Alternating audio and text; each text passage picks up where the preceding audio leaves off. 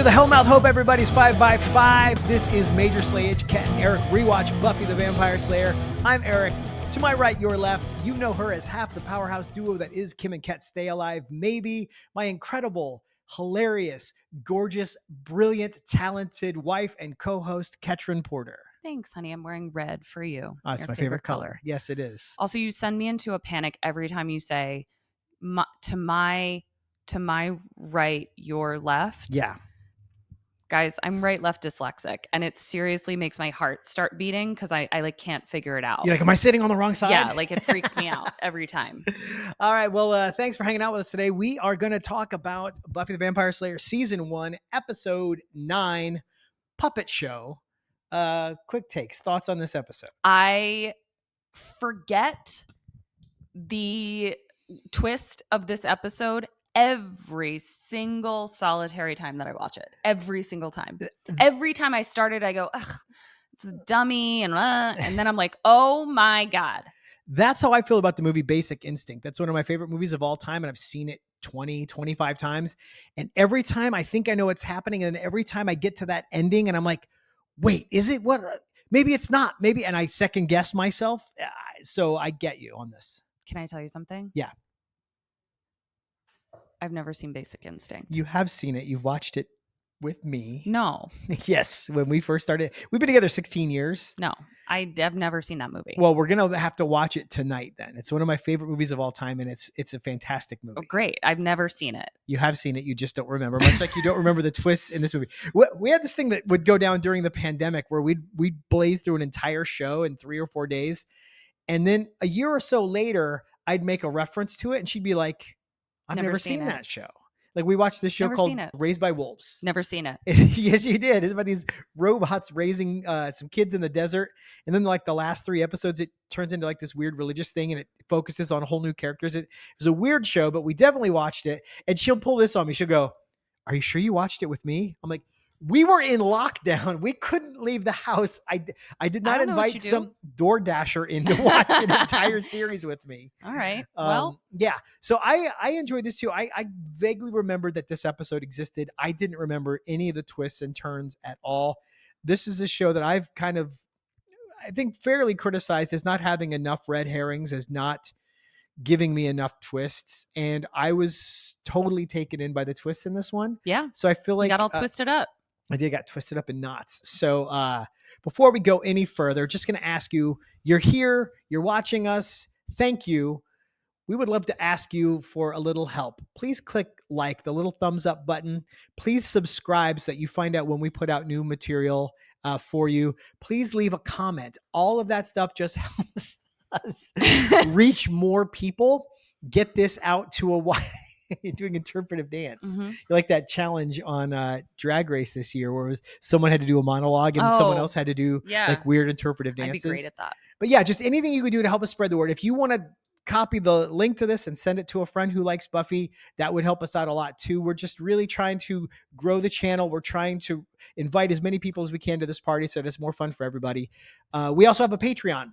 $5 a month. There's no tiers. There's no deciding how much to spend. $5, you get everything we have to offer. What do we have to offer? Do you want to give it a go? A watch along. You can watch the show with us. Yes, you can. You watch us watch it, or you can listen to us watch it. We offer both versions. Mm-hmm. We also offer the audio version of this show. So if it's more convenient to you to have it in earbuds while you go to Costco or you go to the gym, or I'm trying to think of new things I can say, new circumstances where it would make more sense to have us in your ears. You are at the cemetery hunting vampires. Right. You can't be looking at your phone. You're going to miss the vampire. Yeah. So you put us in the earbuds there. $5 a month. You can get that as well. We also do bonus episodes and, the channel gets a little bit bigger. We're going to be able to do live, kind of talk back things where you can ask us questions live. Maybe we'll do the live watches in real time and you can watch it with us, like as we watch it. We're going to have a blast. $5 for the price of a beer at the Bronze. You can listen to 2 theater dorks talk about Buffy. There you go. You can't find a better use of $5. I guarantee it.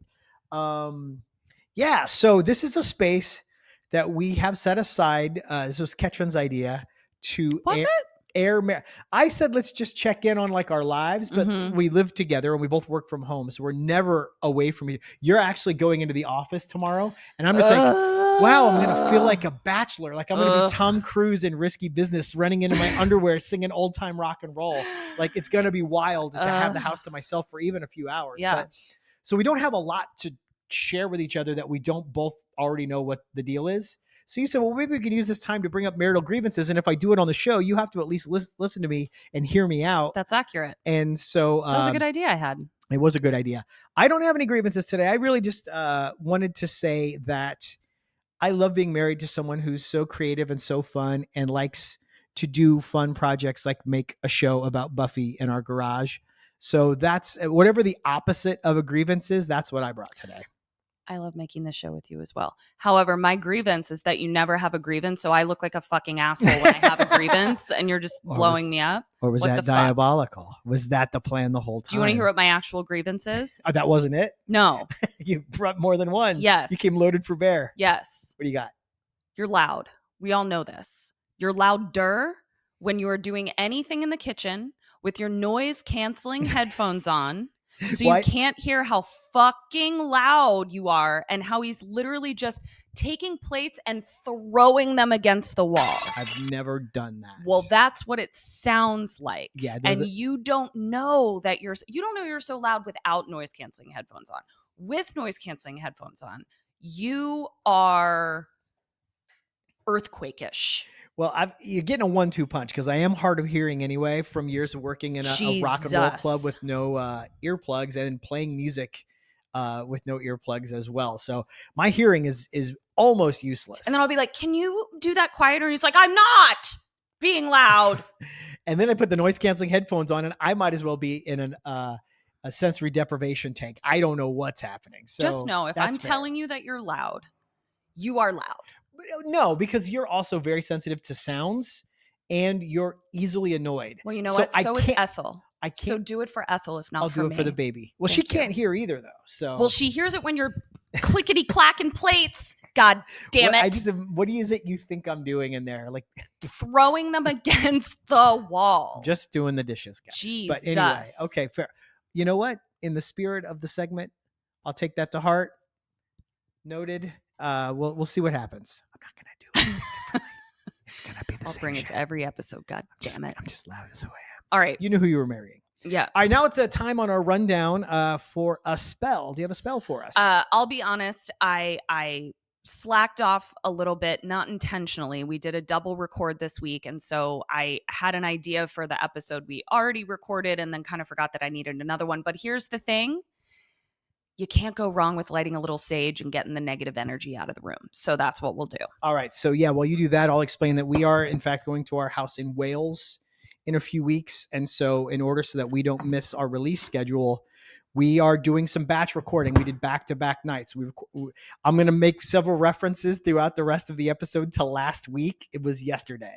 So we recorded episode 8, I, Robot, You, Jane last night. We're doing Puppet Show tonight, so that we can stay ahead of it so that I don't have to do any editing while we're there or any recording. So we can just be on holiday, but you guys won't miss us. That smells good. Fiery one. Yeah. Doesn't usually flame up that much. No, I love it. Well, there you go. She's Pyromaniac's going to pyromaniac, I guess. I love sage. Yeah. Oh, now I'm in such a good mood. You weren't before. No, because you're fucking loud dishes. Nobody can hear anything you're saying. So all of that shade because you're fucking loud nobody dishes. Okay. Are we ready? Let's talk about the episode. All right, here we go. Take it away. All right. So we start with the show's signature shot, which is just a crotchular gynecological shot of a woman's full vulva to open the show. This pissed me off definitively. The other one happens so quick and it's not the first thing in the episode. Right. So you're almost kind of like checked out by the time it happens. In The Witch, there's that shot where the girl does a squat onto the camera. Goofy. This is a ballerina thrusting her camel toe right into the camera. What the fuck? It fucking pissed me off. It just seemed It's just you can't just do a nice plie to demonstrate that Or this is shoot a her from the dancer. back. Or No, shoot we're her gonna from shoot her. like a little bit, like just any other angle. There's lots of signature ballerina moves Mhm. that you could do. In fact, I would say shoving your vulva in the camera is not a Ballet signature ballerina move. Yeah, exactly. So that's where we are to start All things right. off. So no, we're moving on. We're not giving it any more time. This show has 2 tropes so far: dads forgetting their keys and crotch shots Crotchular of high school shots. girls. Yeah. So we start with some disembodied voice saying, "I will be whole," and it's a talent show. And he's happening. talking about the ballerina's hole that Sure. we just spent a minute gawking at. Yeah. So there's a talent show happening, and they're getting a lot of rehearsal time for this talent show. And Cordelia is rehearsing for her number, and Cordelia is a lot of things. Good singer is not one of them. But I actually found it adorable. It had the same effect on me as that scene from My Best Friend's Wedding when Julia Roberts tries to embarrass Cameron Diaz by making her sing karaoke because she knows she's a bad singer. And Cameron Diaz gets up there and is awful, and the whole crowd like supports her and lifts her up. So I fell in love with Cordy even more than I already was when I saw how fucking terrible she was, but she's singing her heart out. But to be fair, Cordelia could take a dump on your forehead and you would think it was adorable. So that's I'm pondering. moving on. I generally have a hard no poop rule, Which I'm very glad about. But you've I've given me intrigued something you. to think about. Yeah. So poor Giles is me listening to noises that I don't enjoy. He's gotten roped into directing or organizing, producing this talent show because there's a new principal in town. And as I pointed out in the watch along, you were like, why is he listening to Principal Snyder? Why is he doing things that he doesn't want to do? And it's like, Giles needs to keep his fucking job at this school. No, that wasn't my specific complaint, and it'll come up in the episode. It wasn't why is he doing that. It's that he definitely he seemed to be, when we get there, there's a murder surprise. He seemed to be prioritizing the talent show over solving the murder, and I think he needs to keep his job. Even calls him out about it. And his point is, if I don't keep this job, then we don't have access to all the creepy old books. I can't be here on top of the Hellmouth where all the shit's going down. So I need to keep this principal off my ass. We're way ahead of the yeah. game Sorry here, about that. So the Scoobs come in and they love that Giles is being put into an uncomfortable position. And so they use this opportunity to absolutely mock him. And it was really adorable. The relationship between the four of them is really solidifying, and it just makes scenes like this fun to watch. Yeah, the show feels really lived in now. Mm-hmm. So the characters aren't. We still have things to discover, but we're not discovering them at every moment. Sometimes we just get to observe them being themselves in a way that's really fun, satisfying, and familiar. Yeah, but Giles does get some revenge because the new principal meets our Scoobies in the aisle and says, "Oh, no, we don't make fun of adults. You have to perform a talent." And they're like, "No!" And Giles loves it. Yeah, they beg for detention. Yeah. And he's like, "No, this is a punishment way worse than detention." Yeah, I was never that kid. I was like, "Can I perform 6 numbers in the talent show?" I was the kid who wanted to get up and perform instead of writing a paper. So this would not have been. Yeah, you and I would have been fucking insufferable at talent show time. Can I enter my band as one, and then can I do a solo as well? That's exactly what would happen. Yeah. So now we see that the next act that's up after Cordelia is Morgan and a ventriloquist dummy. And I learned some pretty upsetting news at this point. We have been together 16 years. I didn't think there was anything that I didn't know about this man. Well, anything important at least. This feels pretty fucking important. Right. I'm saying you had this confidence that like if there were any red flags, I would have discovered them in the last 16 years. I was wrong. I dropped one on you today. Yeah, you did. And Yeah, you did. it wasn't something I sought. It was if it makes you feel better. It was just It found you. It was a weird random gift from my dad, who got a wild hair, literally saw an old like Charlie McCarthy style ventriloquist dummy. I bet you I can find a picture of the one I had, and just got it for me as a gift. How old were you? I was in high school, or I was either just about to graduate high school or I had just started college. I was Could 18. you throw your voice? Could you do ventriloquism? No, but what I did Oh my God. was I would just take it in the car with me. My friend was driving. I'd be sitting in the passenger seat. We'd pull up next to a car. The dummy is here. I would keep looking forward, and then I would just make the dummy's head turn and look at the person, and would get screams. I mean, it's a little bit funny, but still, yeah. I feel like this is something you should have told me before we signed the marriage But license. I never, That's all yeah, I'm I saying. can't really throw my voice because I can only pronounce about 4 consonants without moving my lips.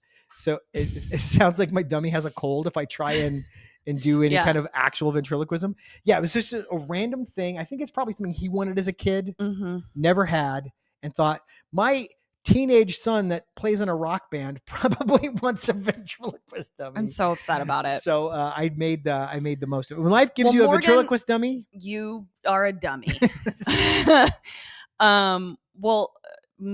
Morgan is also terrible at ventriloquism. He's worse than I was. And yeah, he's really, really bad at it. But then all of a sudden, he's good. And we're like, oh, is that part of the act that he's like bad at it? And then the dummy is like, hey, you're bad at it. And I was like, oh shit, what's happening? He's actually like super talented. The dummy's got this old timey like detective movie voice, like hard boiled Dashiell Hammett, kind of like, it was a dark night in the city. Yeah. This broad had games that went on for days. Yeah.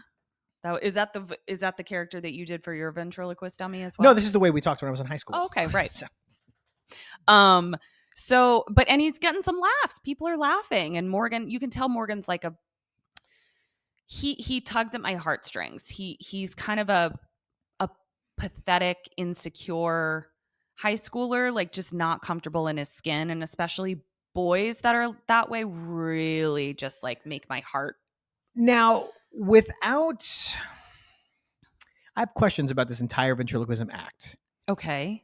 So you need pointers? No, I have questions about the thought process behind any of this. Okay. So he knows, spoilers again, if you haven't seen the episode, we're happy to have you. I don't know why you would watch this if you haven't seen the episode. Right. He knows the dummy is sentient. Right. He knows the dummy has an old-timey detective voice. Mm-hmm. He knows that there's something going on. Mm-hmm. Why draw the attention to themselves by putting on a ventriloquist act? First question. Second question, why even go through the ruse of, I'm going to do bad ventriloquism with my hand up your back and tell my lame jokes when I will get to you. I just want to make sure you see my hand. I definitely saw it. Okay. It's distracting. Don't forget. You're the only person here.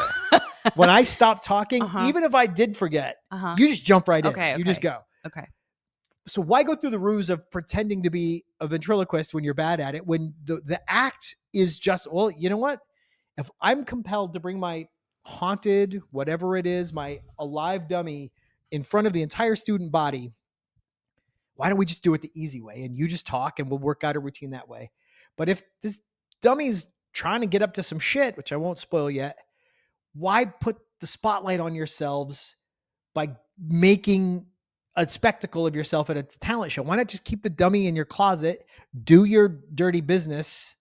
You know what I mean? Like, it doesn't actually make any sense why he would do this and the way he would do it. It was my turn. Here's what I think happened. Anyway, motherfucker. Here's what I think happened. Okay. I think Morgan really wanted to be good at ventriloquism. Like, this was something that he sought out. And the dummy was like, oh, this is a pretty lost art. I need to find a kid who wants to be a ventriloquist, which is few and far between, because I don't know that Morgan was necessarily like the one that I would have chosen. So I think it was Morgan being like, no, like, let me do it myself. And then when Morgan like couldn't do it, the dummy came in to be like, all right, let me save this act. So does the dummy need Morgan to haul him around so he's got a reason to be in the school? I think so. To to whatever. Get up to whatever I he's think getting so. up to. That's what I. All right, that makes a little sense, I guess. But I'm like, if Morgan could go get his own unhaunted dummy for $30 and not have to fuck around with this asshole sandbagging him at every turn, Right. then it's not an episode, I guess. Correct. But also from the dummy's perspective, he can do his own thing without Morgan, as we learn at a certain point. So I don't understand the pairing. He likes having a man's hand up his asshole. We don't kink shame here. We don't kink shame. We don't yuck anyone's yum. So now we go to the locker room where, as you pointed out, Sunnydale does not invest in any lights. Yeah, I'm gonna start a room. GoFundMe so we can get Sunnydale girls' locker room some light bulbs. Yeah, it's the darkest, scariest place I've ever seen, and there's like a creepy light on at all times. It's the crotchular ballerina in there, and we can see that she's being watched by something, and then she screams and she's attacked, and we hear, "I will be flesh." Scary. It's a good voice. It's a good scary demon voice. Thank you. So now we have more bad talent show. And the Scoobies are trying to like practice a dramatic scene. They think that that's the easiest talent to do. I was like, you're incorrect. That's the hardest. Yeah. Did you feel attacked? I did feel attacked. I was like, that is the hardest thing to do. Well, here's what I imagine they were thinking. Yeah. If we try to do a comedic scene and it's not funny, that's very obvious. Sure. Most people in this audience will be bored by a dramatic scene. Mm-hmm. If we get up and are bad and people are bored, there's not a ton of difference from our inexperienced perspective between doing a good dramatic scene that bores people or being bad at a dramatic scene. If we get up there to sing like Cordy and we suck, everyone's going to know we suck. Right. This way was the path of least resistance. Maybe they'll just be bored. Let's put a pin in that and let's see if it turned out the way that they hoped. So Dummy is also like getting some jokes in. We learn that he's definitely got some dad jokes, and makes everyone cringe until they implode upon themselves. No, they were which is laughing to a point, but then it got creepy. Once you go wood, nothing's as good. Quality rhyme. You laughed heartily. It's so many terrible. red flags for this wife here today in this episode. So now we get another little conversation with Snyder and Giles where he's just like, kids suck. I gotta be, that's the kind of woolly headed thinking, treating students like humans that leads to being eaten. So he's clearly trying to be the anti-Flutie. And which there's a logic to that. There's not a logic a justification to it. for that. Because the way Flutie was running things, it was not great. Yeah. So now we go back to the locker room. Somebody found a bidet and it's dead. And the most shocking part of this episode was what? We got some first responders. Mm-hmm. We got some crime scene tape. We got police. We got paramedics. We got a gurney. A body in a body bag being taken out and away. And a knife being placed into an evidence bag. Wild. And I give all the credit for that to Principal Snyder. I think Flutie was a little too touchy-feely. I think he was a little too... didn't know how to deal with a dead body. Yeah.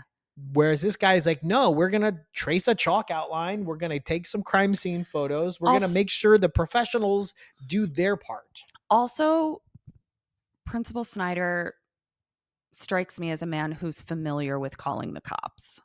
He's a guy out on his lawn. I do. Someone touched my garbage cans. I really do. Officer? I really do. So the Scoobies are talking and they're perplexed because they're like, listen, heart was removed. Sounds super demony. Used a knife. Not super demony. And Giles is very much like, please let it be a demon. They're so much simpler than complicated, complex humans. And I really felt Giles. I also hate humans. Yes, you do. I also hate listening to bad noises. That's true. Wow. I'm Giles. You are Giles. That's neat.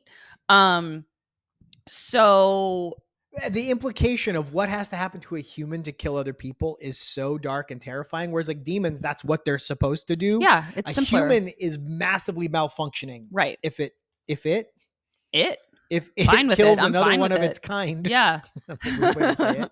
So yeah, so he's like more terrified of scary killer humans. There are very, very few instances where you're going to hear me be pro-human yes. over any other living entity.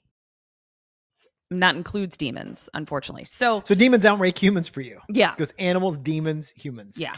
That's about right. All right, good That's to about know. right. Good to know. So Columbuff is on the case. They're gonna go question people. They need to see if something weird happens. So like everybody is questioning somebody. Buffy, Willow, Xander, Giles. Everyone is asking questions. And it definitely was like a Law and Order montage where it's like we start to ask a question, one witness gives us part of the story, then we cut to the next witness finishing that person's sentence.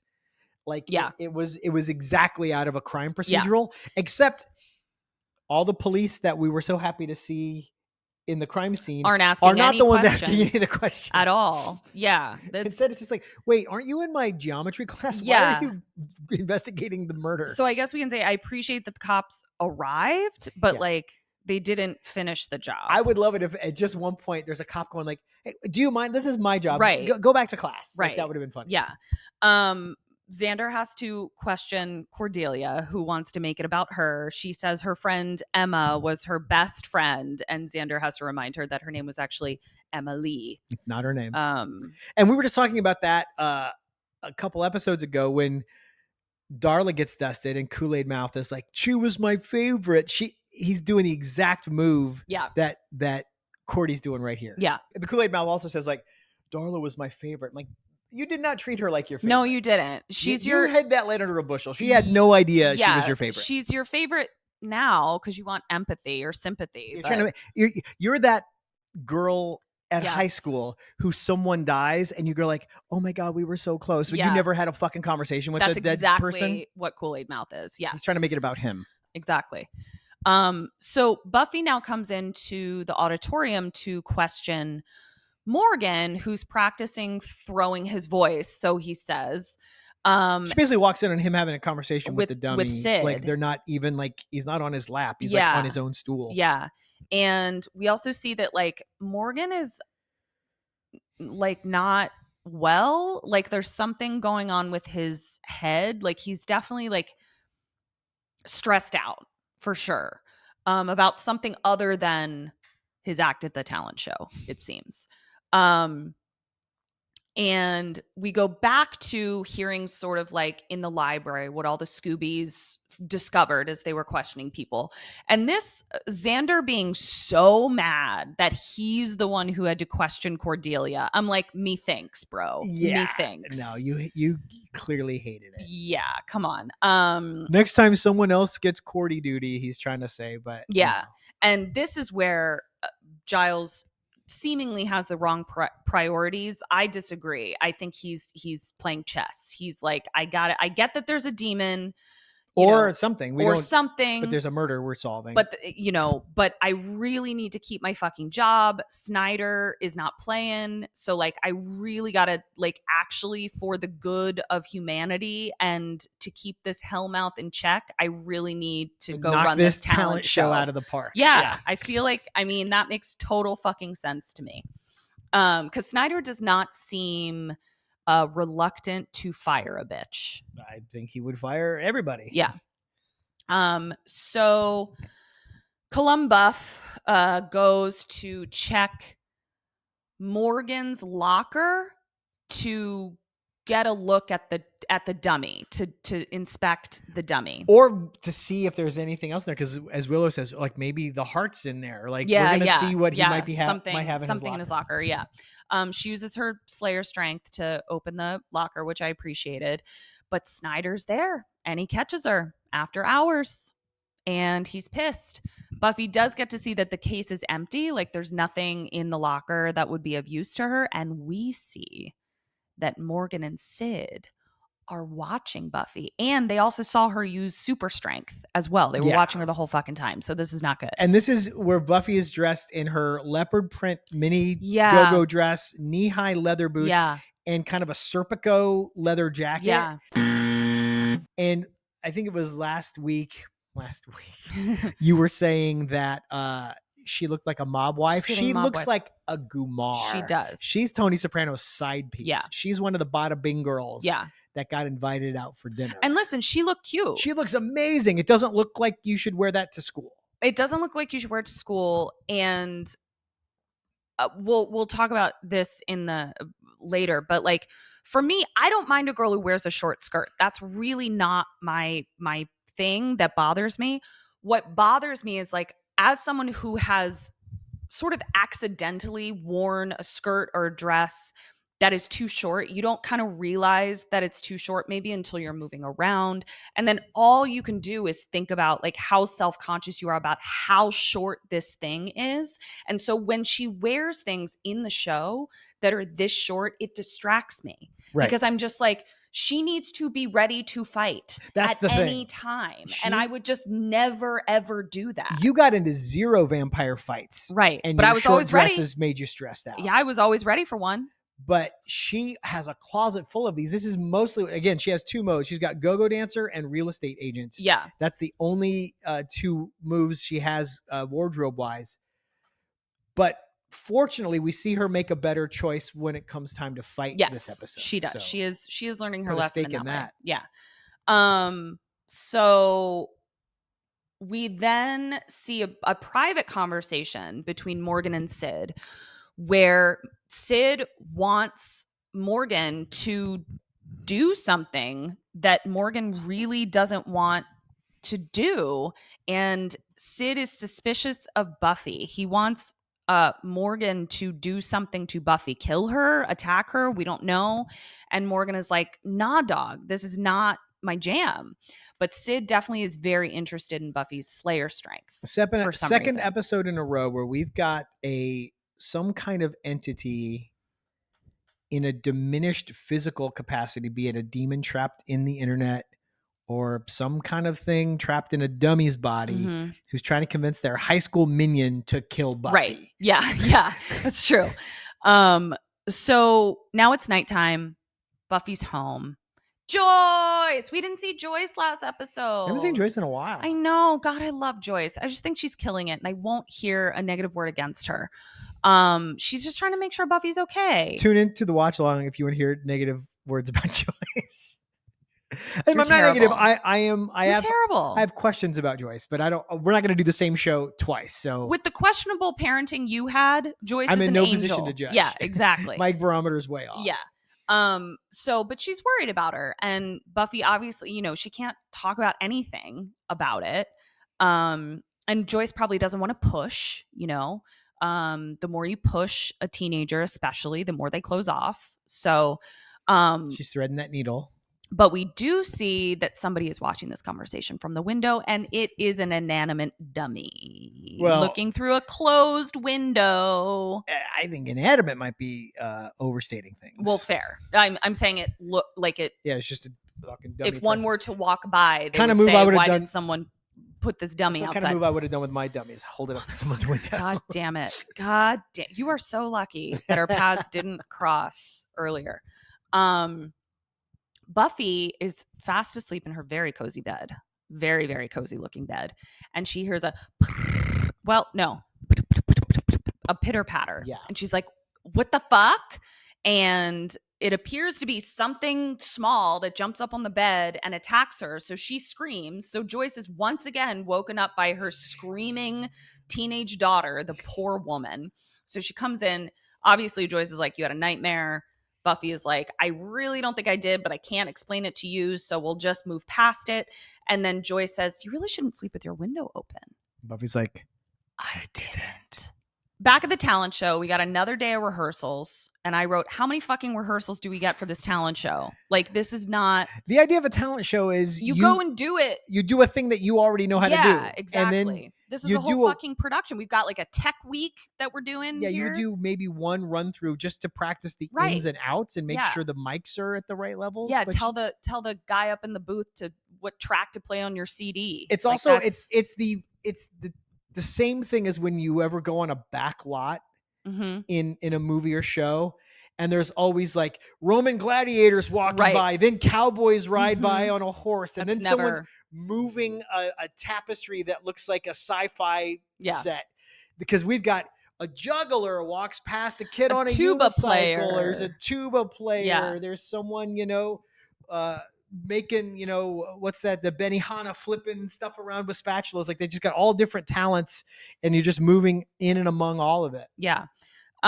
So Cordy is not happy about where she is in the lineup. This is some Drag Race bullshit where they're going to do their roast, and all the drag queens are pissed about where they are in the placement. Yep. And they all take it as a personal attack that you put me after this person because you knew that they were going to be funny. You put me at the end and there's a lot of pressure.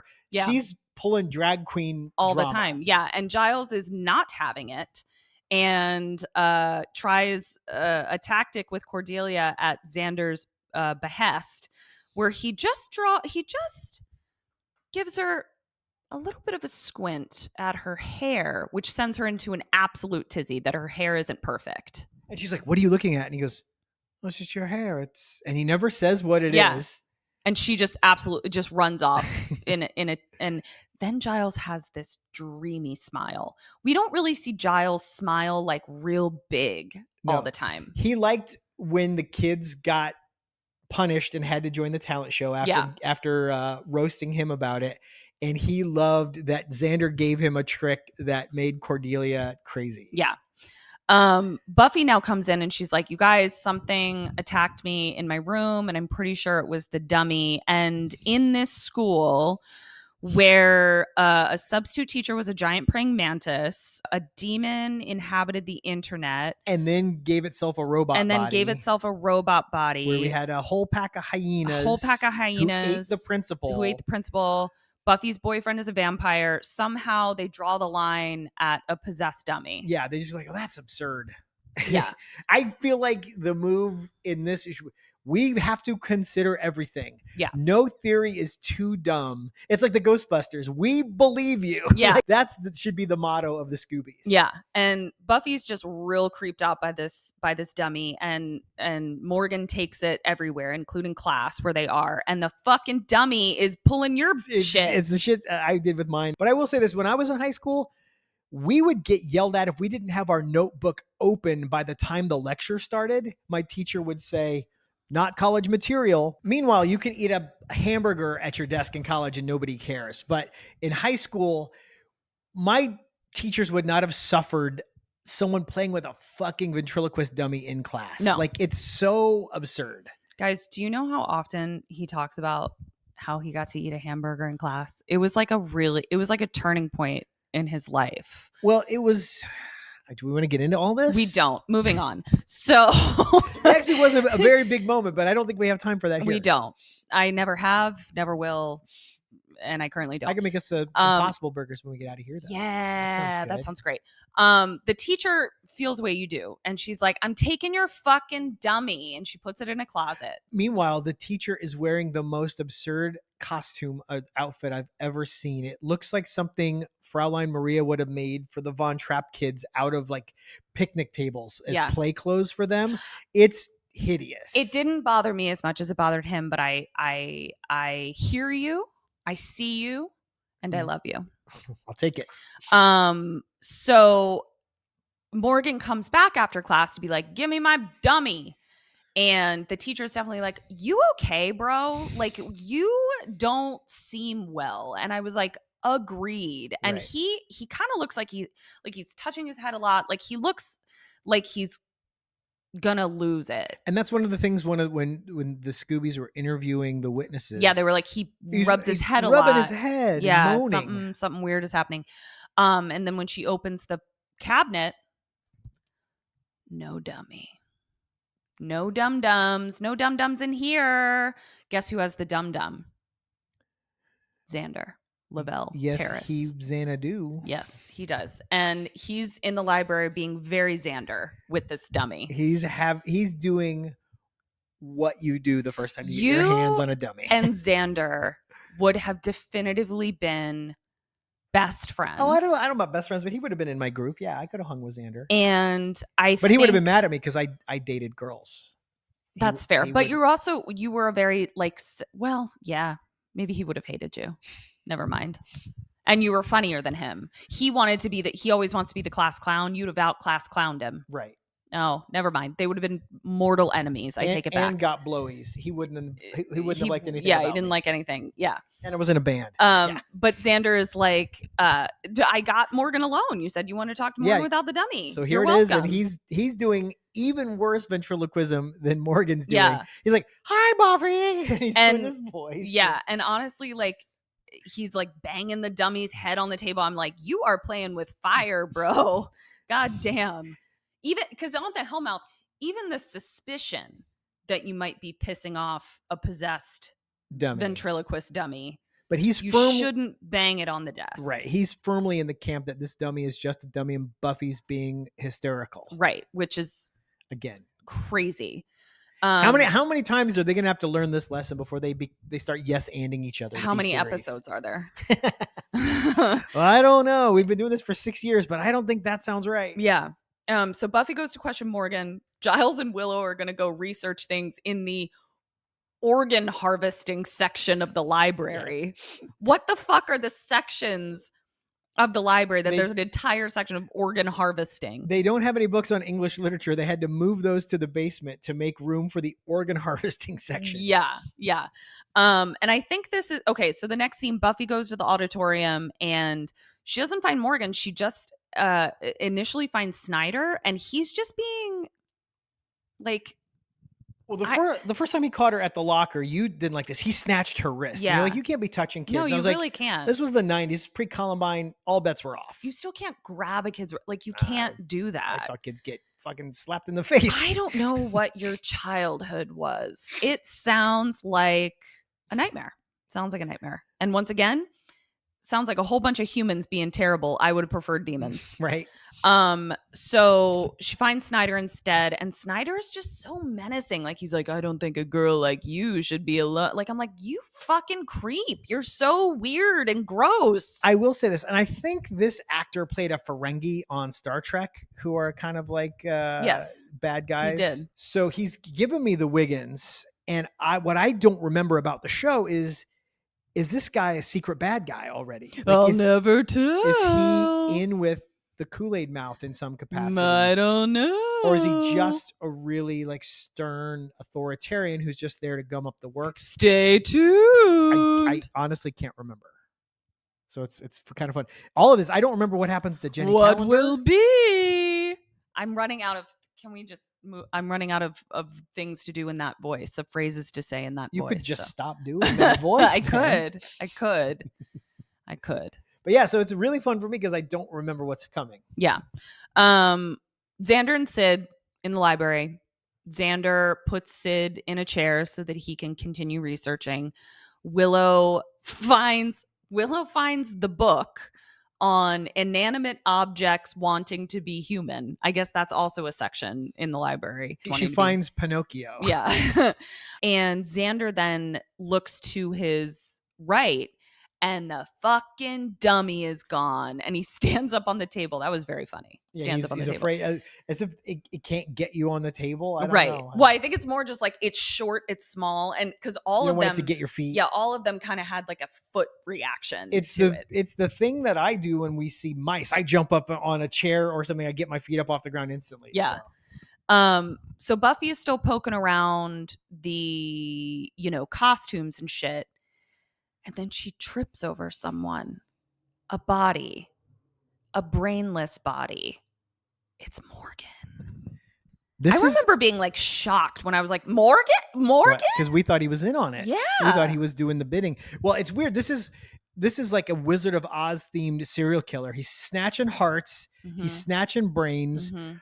Where do you grab the courage out of someone to complete the trifecta? Their nuts. Or their spine? Oh, yeah. I like nuts. But girls don't have nuts. So that's I guess true. we're immune.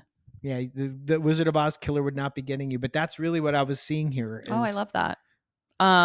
So she's like, oh, God damn it. Morgan's dead. And then she looks up and giant, antique, very expensive, should not be in a high school chandelier comes crashing down on her and just misses her. Yeah, fortunately just pins her into place, but nothing pointy. It's like that Charlie Chaplin stunt that they talk I think it's about. Buster Keaton. Buster yeah. Keaton, where like the frame of the house. frame of the house falls down and he stands there and it comes through the window. Mm-hmm. And she's stuck under the chandelier. Again, I sort of talked about this in the episode, but because I'm so familiar with these, and because every episode that I would watch, I was doing a level of projecting into the future, knowing what I already was going to come. It's really fascinating to me watching it from this vantage point, how much strength training and training in general is in fact necessary for the Slayer. She has preternatural strength, but she still isn't her strongest and needs to be stronger. Yeah, she maybe doesn't know how to use it to its full potential yet, because she could have straight up, like season 7 Buffy literally could have just like tipped the chandelier off, because we saw her just moments ago bust the lock off of a locker with her bare hands. Yeah. But now she's like, I'm stuck. I mean, it is a bad angle. Yeah, you know, like she doesn't leverage. really, so we'll give her that. But she's trying to get out from under the chandelier, and here comes Sid with a knife trying to stab her. And she keeps like punching him and sending him flying, but then he just gets back and runs back over like Chucky. Yeah, like Chucky. That's exactly what it sounded like. And she pins him to the wall, and they both are like, gotcha, demon. And then they're like, huh? So now we cut to them in the library, and our Scoobies are aghast. They are jaws agape, listening to this dummy who is a old-timey demon hunter from the 1930s who was cursed and trapped in this dummy body, and he can only be set free if he kills these 7 specific demons that Giles found out about that harvest organs. Organs. Every 7 years, there's 7 of them, and they need to get new organs to keep their youthful appearance. Otherwise, they turn into gnarly, demon-looking. So now Sid's a Scoob. He kind of is. Sid's a Scoob. Although Xander brings up a point later. He's like, so the haunted doll tells us it's a demon hunter, and we're just all fine with that. We just kind of the same crew, that is very incredulous about anything so far is suddenly like, oh yeah, that makes sense. We're on board. 100%. Got it. Where did that brain happen? Oh, Buffy finds the brain when she finds the body. Okay. So yeah, I did forget That's how we know that Morgan doesn't have a brain. Is Buffy finds his brain and drops it. Right. Yeah. So now Sid is like, okay, so that means that the demon is still looking for the brain part because he didn't keep the brain. And so it does have to be someone in the show. So Giles, you go run a power circle. As a theater major, we never called it a power circle. We said circle up. It's 15 minutes before curtain. Yeah, and we just played Zip Zap Zop, so I don't know what a power circle is either. Yeah. So Buffy and Sid are like observing in the catwalk and, you know, chit-chatting about being a Slayer. And he's talking about how he knew a Slayer in the 1930s. Korean girl with a lot of muscle mass or whatever the fuck. Like, toned. It was, and then we learn that for him, the freedom that he's going to experience is death because his original body is dust. Yeah, there's no going back. So he's just gonna die. Just wants to die because he's been trapped in a, and he's like, I've had a good run. I've been around longer than most demon hunters. I've been around longer than most Slayers. Yeah. I'm done. I'm ready to punch out. Yeah. I'm ready to slide down the brontosaurus tail one final time, call it a life. Nobody's missing from the circle though. They're like, what the fuck? So, oh no, wait. Yeah, no. I think the brain happens later. That's why. They think that they already have a brain because Morgan's brain, they took his brain. So they're like, whoever isn't in this power circle is clearly who the demon is because they don't have a need to be here anymore. Right, because but then everybody is there. You're right. We got that all out of whack. Everybody is there. Sorry, guys. Apologies all around. So now Buffy is lurking around backstage again and something drips on her. That's what it is. And it's a brine. So now I'm like, is it really about, like, why is he running off? Yeah, so this Like, is where what's Xander's going like, on? so we trusted the haunted dummy. Yeah. Maybe we're the dummies. And so now they know the demon's still around Yeah. because it doesn't have all the pieces it needs. It doesn't have the brain. And so they're like, why would it not take the brain? So now they're back in the library researching. And they've dropped a lot of hints throughout the episode that Morgan's really smart. The teacher says it. The other students, when they're being interrogated in the Law and Order montage, are like, yeah, that smart kid, Morgan. So they're like, this guy's smart. Why wouldn't he want the smart brain? Right. Xander drops a usual suspects line on us about they've all been Kaiser Sosed, which I love. And Willow goes into the computer to look at the, records of shit. Morgan has all straight A's, but he's missed like half of the year he's been absent. And so they go to the nurse's files, and turns out this poor motherfucker has brain cancer. Yeah, he's got like tumors, and so when he's holding his head and moaning, it's because he's got brain cancer. Yeah, which that's is super dark, so dark. Ugh. And that the demon was like, I don't want this brain, which is so rude. And they're like, well, he's going to be looking for another smart brain, and Xander's like, I'm good. Yeah, and then they all look at Willow, who knows the square root of 841, which is 29. So we got potentially 2 weeks in a row. Willow is the damsel in distress. Yeah. She's the target of unwanted demon affection. But then they remember that there's someone else who's smart. Yep. It's my boyfriend daddy, Giles. Let's find a different term. But it's weird because Giles is doing something so incredibly stupid in this moment that it should have ruled him out. It truly should have. Like, the demon should have been like, I thought you were smart. Clearly, this isn't the brain I want, because this motherfucker steps into, willingly puts his head into a working guillotine, which is just crazy. I just cannot think of any teacher that would be like, sure, you can bring a working guillotine from home. Well, he assumes it's a trick, although he sees it slice a melon. It's not a fucking trick. As a teacher, I'm going to feel this guillotine, and I'm going to be like, is this really sharp, though? Yeah, it's really sharp. You got to think of a different trick. The time to figure out how the trick works is before you get strapped into it. Yeah, I'm not having these fucking teenagers with a working guillotine around here, whether you can do a magic trick with it or not. So Giles, demon should not have taken Giles' brain in this moment. And also, he could very easily lose his job with Snyder. And blow the whole fucking thing. The whole gig is about to be ruined. So who's the dummy now? It's Giles. So the guillotine, so it's the magician kid. And we kind of see, like, as the magician kid is like trying to set shit up, his hand's a little gnarly. And we're like, what the fuck? He also doesn't put Giles's like neck into the guillotine. It's like here. So it's going to slice his brain in half. And I'm like, what are you going to sew it back together? That's not how a head works. Yeah. You can't just, if you cut through here, it's slicing brain. Yeah. So I didn't think about that till right now. Yeah. That's why the demon needs a brain. He's a fucking idiot. Nonsense. So the Scoobies all realize in real time, Buffy runs to the auditorium. So does Xander and Willow. And just as the demon has rigged it so that he has to chop the rope several with an times. axe several times. You can't just hit it once. And good thing, because it gives Buffy time to come and tackle him. But the rope frays anyway.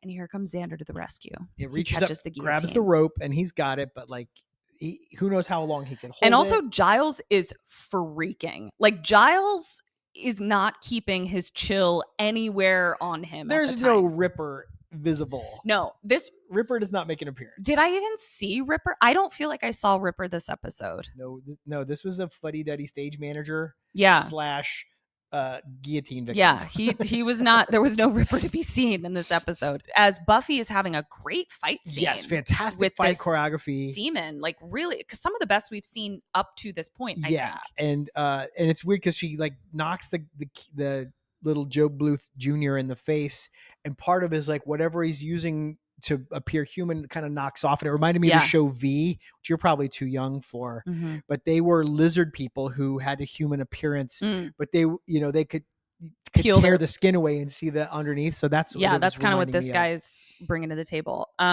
So Willow is now chopping at the lock so that they can free Giles. Free Giles. And Buffy ends up pushing the kid demon into his magic box, and a demon punches his way out. Like he's like, fuck, I'm taking this kid suit off. I'm full demon now, bitch.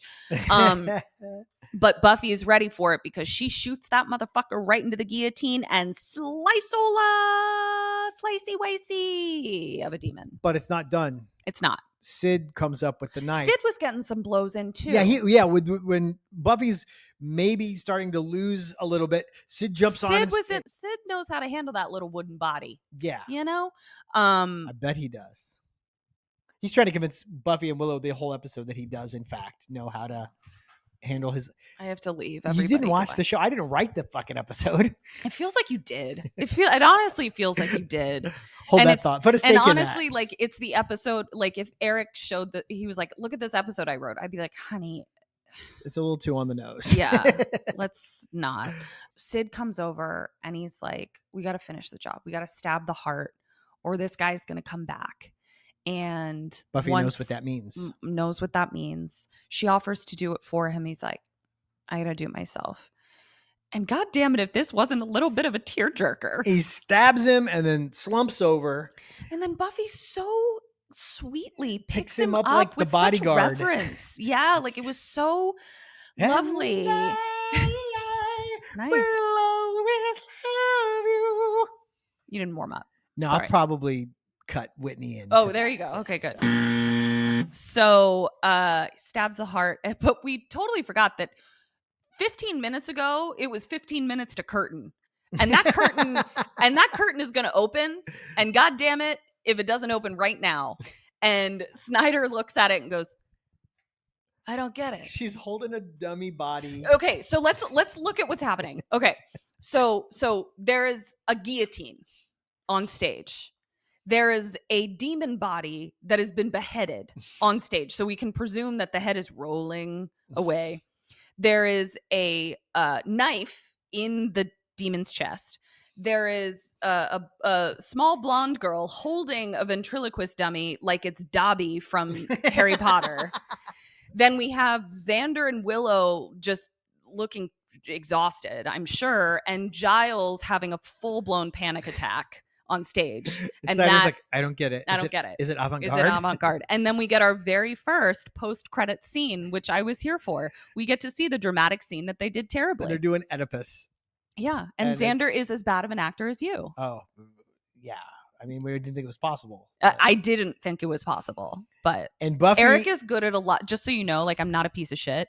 Eric is good at like a billion, trillion, million things, but he's so bad at acting that it's truly one of the cutest. Like, it's one of the things that I find the most adorable about you. Like, when I wrote for the CBS Diversity Showcase, sometimes I would have to step in just like as a placeholder because an actor was not at rehearsal. So I would Eric, just get up and read this line so we can rehearse this scene. And as my friend Deanna tells it, what I do apparently is I can deliver my line. Okay, I'm kind of funny, whatever, if it's a funny thing. But then I just watch the scene. I just watch all the other actors. And you also mouth other actors' lines a little bit. Just like Hermione Granger. Yes. So yeah, it was delightful. And Buffy is very funny in this because she's so such pissed. A brat. She's so pouting and is like, I fucking hate this. Her Whereas Xander is so like kind of actually trying to do something. Willow is fully just like stoic, statue, and Buffy is insolent. She's doing it under duress. Yeah. So that was the show. I loved it. That was again, huge props for giving us a good Jessica Fletcher red herring. This was a truly effective twist I did not see coming. Yes. And it was really fun when it unveiled itself. And then a character that we've been either annoyed by or afraid of, now we're rooting for him. And now we're sad when he dies. I love it. It was so great. And if you would ask me, like, you know, what's a really dumb episode in the series of Buffy the Vampire Slayer, I would have been like, I don't know, there's one with a fucking ventriloquist dummy. It's real stupid. I was kind of here for it. Yeah, no, it was fun. All right, so let's do our meeting of the yearbook committee for this week. Okay. Who'd you have for most likely? Most likely to Milli Vanilli her first pop album, Cordy. I feel like yours are always really funny, and mine are just kind of like based on what happened. Well, you know, Most likely to be up to some secret bad guy bullshit, Principal Snyder. you're right. Mine was better. I'm clocking this guy. I don't trust him. Yeah. Who'd you have for best dressed? Best dressed was Giles in his tan cardigan, 3/4 sleeves rolled up. Like, it was just like he was a little less buttoned up. Yeah, like he looked casual, looked a little bit more Giles. casual. And you know how I feel about a 3/4 sleeve rolled up on a man. I loved it. Hashtag Giles Styles. Best dressed. Not appropriate for school, but I put Buffy in her bada bing mob Gumar outfit. She looked objectively great. I'm annoyed at the choice. The choice, yeah. Who'd you have for worst dressed? Worst outfit was Buffy's leopard print dress that's too short. Oh, that's the first time that's happened. Yeah, but again, it's just the impracticality of it. Right. That I was just going strictly on if I'd seen this Yeah. in a photograph. Yeah. Worst dressed Mrs. Jackson in her Sound of Music homemade tablecloth Yes. fucking skirt suit. Guys, it was just a brocade chevron print or houndstooth print. It wasn't that big of a deal. It was ugly as shit. Best line. Best line from Xander. I have my pride. Okay, I don't have my pride, but I have enough that I can't do this. I love that. Yeah, I thought he was really funny. He had a lot of great lines in this. He almost canceled himself out. I feel like there was 3 or 4 of his lines that could have been in the running, and I ended up tanking all of them. I gave it to Buffy. I love when she gets self-referential. They're first in the auditorium and they're mocking Giles for having to run the talent show. She goes, "In every generation, one is born who must run the annual talentless show." That was funny. I missed that. And then she follows it up with, "I'm going to take your role and just watch." Yeah, that was great. Do you have a best move? Best move.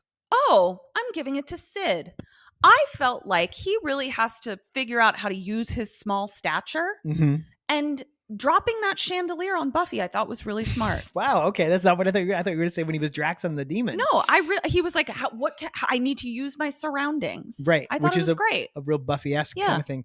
I loved when she's fighting the demon and she does the flip up off the floor and then strikes like a Power Rangers. Oh yeah, you love that shit. It's just like, whoa. Yeah, I was way into it. It was great. So that is worst line. Oh. Didn't we? We did. I skipped worst line. Boy, worst we're line. all over. Doing 2 of these back-to-back nights. Worst line. Once you go wood, nothing's as good. Was that same? Oh, good. Okay, it was my worst. God. But mostly, I'm just mad because it's a joke I would have made. I know. I was really afraid he was going to have that as his best line, and we'd have to go to couples counseling. No, it was objectively the worst line. It does not change the fact that I would have said it if you didn't beat me to it. You're right. That's it. Is our yearbook committee meeting for this week. Check out our other podcasts, Kim and Ket Stay Alive Maybe, hosted by her and Kim Burns, produced by me. Comes out every Wednesday. She and her best friend try to survive horror movies, and it's hilarious, and it's been running for a long time, and we've got a great community of listeners over there. Some of you are probably among them. Number 2 podcast in the world, according to number 2 horror movie podcast in the world, according to FeedSpot. So check it out. They're on all the social media at KK Sam Podcast. If you want to follow this show, we're at Major Slayage Pod on all the things. In fact, we just started a Tumblr. We didn't even know Tumblr still existed. I'm here for it. Started a Substack. We're going to start posting some. I think you're going to write our first essay in defense of Xander, which by the time this comes out, because we got a couple weeks of lead time, that might be up by the time this is released. If it is, check the show notes. We'll put a link to it there. Again, you can join our Patreon, $5 a month.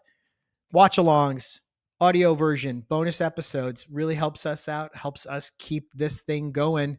We're gonna wrap this up. Thank you so much for joining us. Thank you so much for spending some time with us. We hope you had a good time. We had a blast. We'll see you next Monday for episode 10. We're almost out of this first season. Wow, wild. We've almost done 10 of these. Yeah, that's incredible and insane, and we can't thank you enough for joining us. That's all I got. Anything you want to say? No, I'm just ready to power down, man. All right, let's do it. Well, then, until next time, dust you later.